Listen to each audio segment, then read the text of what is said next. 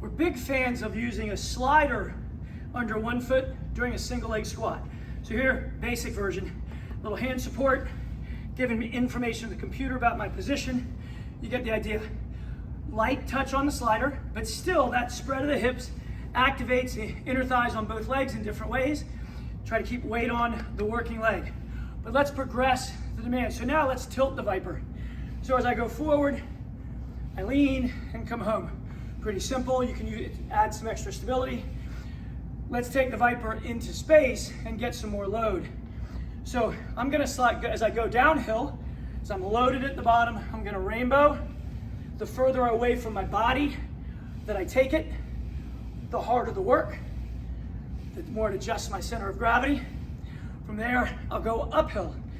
So here at the bottom, that gets my back into a little bit more extension, and that's gonna be a little more challenging. I can't sit in the hip quite as nicely. But we stay heavy on that leg.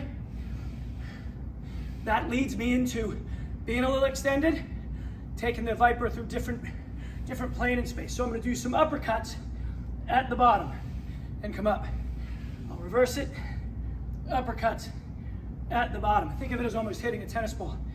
Final extension with the Viper overhead. I'll go down with it on shoulder, shift it up.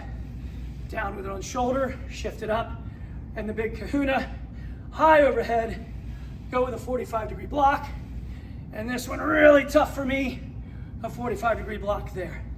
So those variations from easy to hard, using the slider to get some inner hip activation and length to get that working leg to have to be in a somewhat odd position, then adding the Viper to different degrees based on your fitness level and movement capabilities. Good luck.